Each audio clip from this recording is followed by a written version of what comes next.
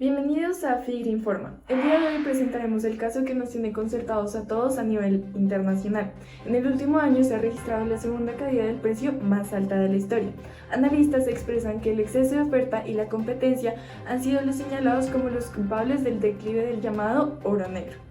A causa de esto, la demanda se ha reducido significativamente, comportamiento que se explica, entre otras razones, por la recesión económica mundial que comenzó desde el 2008 y sobre todo por el bajo crecimiento de China actualmente.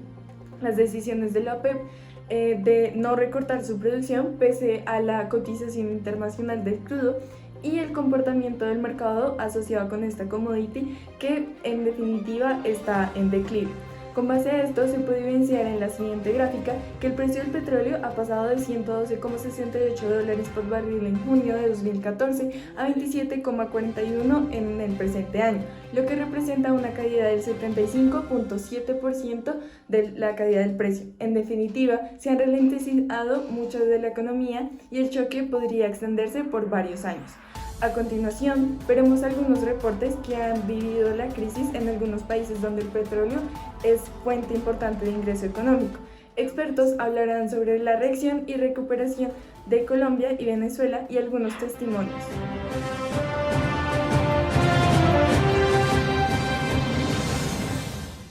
Los precios mundiales del petróleo siguen bajando. Luego de que en junio de este año el precio del petróleo alcanzara los $115 por barril y que muchos países productores hicieran fiestas por los mayores ingresos que iban a recibir, hoy, 4 meses después, las cotizaciones se desplomaron, lo que tiene temblando a muchas economías, entre ellas la venezolana y la colombiana. La sobreproducción estadounidense no solo afectó debido al crecimiento de su producción, sino también a la reducción de sus importaciones de crudo, en gran parte procedentes de estos dos países. Venezuela produce crudos extrapesados, que por su densidad requieren ser mezclados con nafta, el diluyente que se está usando, el cual impacta de manera significativa en las cuentas de PDVSA, empresa estatal que contribuye con 96 de cada $100 que ingresan al fisco nacional. Pese a la situación que se vive en el país, el presidente Nicolás Maduro se ha negado a incrementar el precio de la gasolina, que casi se regala. El subsidio de ese combustible costó al Estado en el primer semestre de 2014, según cálculos de la firma Ecoanalítica, unos $14.592 millones, un 13,3% más que en el mismo periodo de 2013. PDVSA decidió recortar los envíos de crudo que no generan ingresos, como el acuerdo de Petrocaribe, que establece el intercambio de petróleo por bienes esenciales para la economía local. La producción petrolera local se contrajo en 195.000 barriles diarios en el segundo trimestre de 2014.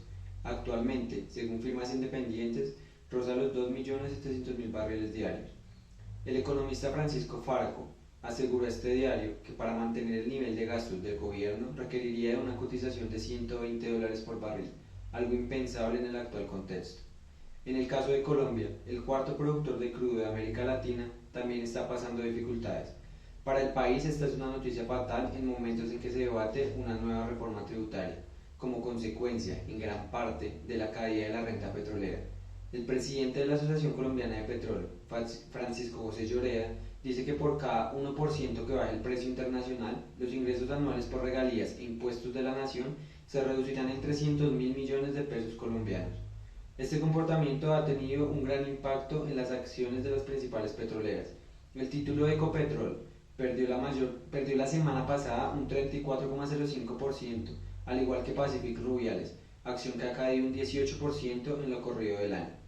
El país se encuentra tramitando actualmente una reforma tributaria para recaudar unos $26.000 millones adicionales entre el 2015 y el 2018, prolongando unos impuestos que expiraban a finales de este año y agregando sobretasas a otros tributos. Pero analistas ya vaticinan que la iniciativa se quedará corta y el país tendrá que buscar otras fuentes de financiación para los próximos años, en medio del declive de la producción y de los precios del petróleo, el mayor generador de divisas de la nación. Venezuela, al no contar con un sector privado lo suficientemente fuerte como consecuencia de la Revolución Socialista de 1999, a diferencia de Colombia, una reforma tributaria no sería suficiente para contrarrestar el hueco fiscal derivado de la caída de los precios del petróleo. El manejo que se le ha venido dando a PDVSA, el sistema de democratización del empleo, envíos de crudo que no generan ingresos y la falta de liquidez fueron variables que determinaron la efectiva respuesta del Estado frente a la crisis en comparación con el Estado colombiano.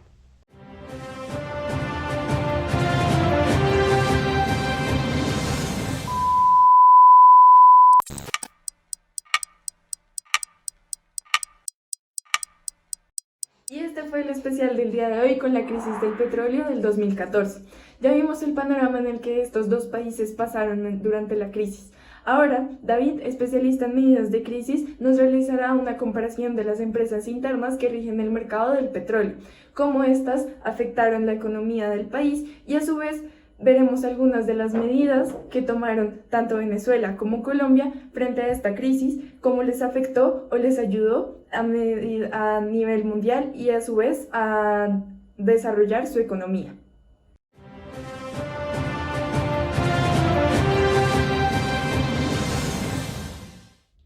Muchas gracias, Camila. Sí, les voy a hablar sobre las empresas más importantes de petróleo para estos dos países. Primero tenemos a Venezuela, en el cual la empresa PDVSA, que es la más grande de toda América Latina, pasó una gran crisis por la caída de los precios del petróleo, que hizo que se redujeran sus ingresos, pero lo que más le afectó fue realmente el gobierno venezolano, ya que en ese momento Maduro subió al poder y cambió toda la junta directiva para afianzarse en el poder en Venezuela y tener uno de los centros económicos más importantes de este país. Aquí lo que hizo fue cambiar a los ingenieros civiles que habían y puso a políticos que le habían hecho favores al presidente en ese momento. Con esto, la empresa perdió grandes cabezas de gerencia que le hubieran ayudado mucho más adelante en otros problemas que tuvo la empresa. Después, el gobierno venezolano tomó la decisión de vender activos estratégicos de la empresa a empresas privadas. Con esto, el gobierno obtuvo dinero con el que pudo pagar deuda externa que tenía sobre todo con China. El problema aquí fue que PDVSA empezó a perder producción. Cuando perdió producción, llegó a un punto en el que el 2019 solo producía el 24% de lo que producía en 1998. Entonces, la empresa dejó de tener ingresos, dejó de tener poder político en lo que era la OPEP y perdió importancia realmente en el mercado del petróleo. Ya por último, el gobierno venezolano decidió utilizar los recursos de la empresa para proyectos sociales. Entonces la utilizó para transportar alimentos, inversión social, construcción de casas y la empresa perdió su objetivo como extractora de petróleo y ahora solo estaba a merced de lo que dijera el gobierno venezolano. Esto lo vemos por el lado de PDVSA en Venezuela. Ahora pasando a lo que es Ecopetrol, en Colombia tenemos que en un principio Ecopetrol estaba pasando por el escándalo de Reficar, mucha deuda y llegó esta caída de los precios del petróleo en la cual se redujeron grandemente sus ingresos. Con todo esto, la Junta Directiva decidió tomar una decisión y cambió al CEO de la empresa y puso a Juan Carlos Echeverry. Juan Carlos Echeverry lo que hizo fue aumentar la caja de la compañía de la siguiente manera. Desinvirtió en activos que no eran tan efectivos, vendió pozos que realmente no le daban tantos ingresos a Ecopetrol como se pensaba y solo dejó el 40% que eran los que le daban la mayor utilidad a la empresa. Por otro lado, se concentró en su negocio de distribución de petróleo con Zenit, con su filial Zenit. Y esta le dio caja a la compañía aun cuando Ecopetrol tuvo pérdidas en 2014 y en 2015. Después, Ecopetrol lo que hizo fue aumentar sus inversiones en lo que serían los offshore o las exploraciones de petróleo fuera de costa, lo cual hizo que aumentaran sus ingresos, ya que este sector en el petróleo era donde más podían obtener ingresos. Por último, todos estos efectos se pudieron ver ya en el 2019, ya que aumentó su utilidad de 2013 en 13 billones a en 2019 14 billones de pesos y sus gastos se redujeron de 3 billones en 2013 a 1 billón de pesos en 2019, con lo cual Ecopetrol salió aún mejor de toda esta crisis. Muchas gracias, Camila, y estos fueron los análisis de las dos empresas.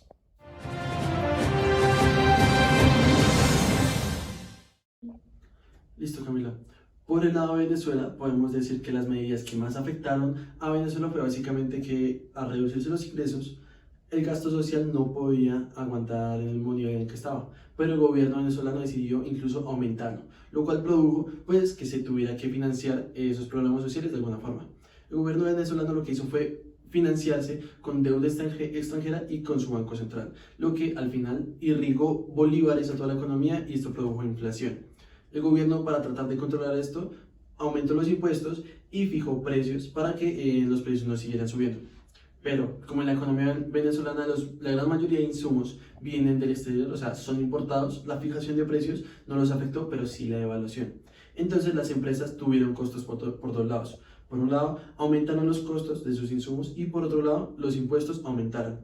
Asimismo, los ingresos se mantenían iguales ya que los precios estaban fijados. Entonces, lo que pasó es que las empresas empezaron a quebrar. Así, hubieron montones de desempleados que llegaron a la economía venezolana.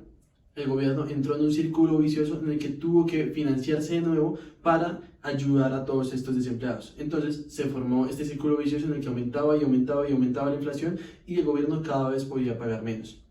Al final, lo que pasó es que además se perdió productividad. Como se perdió productividad ya que no había empresas, entonces ocurrió la escasez que todos conocemos.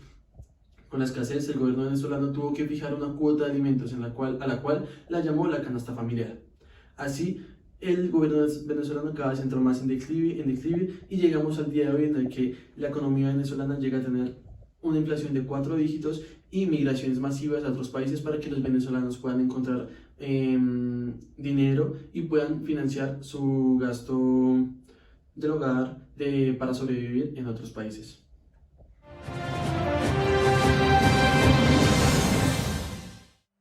Así es, David. Y es que la crisis en definitiva afectó a la economía en gran medida dependiendo de las políticas que tuviese cada país. De hecho, desde la parte de Colombia, expertos dicen que la crisis fue aún peor debido a que Colombia no ofrecía unas condiciones favorables para la exploración y que en esos términos se evidenciaba un desgano por parte de las empresas del sector. De igual forma, hubo una mayor complejidad técnica y jurídica de las actividades petroleras y existía un descontento social creciente. Sin embargo, durante la crisis petrolera se produjo una iniciativa respecto al uso de políticas de desarrollo, la cual daba a conocer múltiples actividades en términos de sostenibilidad entre la industria, los trabajadores y el medio ambiente, resaltando como objetivos específicos, primero, promover el incentivo de las industrias extranjeras para invertir en Colombia y segundo, la unión de lazos éticos y culturales entre las industrias y las comunidades. Por otra parte, lo que propició un ajuste ordenado de la economía a las circunstancias externas fueron una respuesta político-fiscal que se caracterizaba por haber sido un régimen de inflación objetivo con flexibilidad cambiaria y de igual forma una política macroprudencial que abogaba por la estabilidad financiera, donde destacaba la financiación del país que permitía que extranjeros invirtieran en dólares, en papeles o TES. De igual forma y por último, como lo mencionó el experto David, la industria colombiana se basó en 3 pilares fundamentales: diferenciación, liderazgo por costos y nuevas tecnologías, las cuales dieron como resultado una organización aceptable en la industria petrolera colombiana respecto a los demás países latinoamericanos durante 3 años.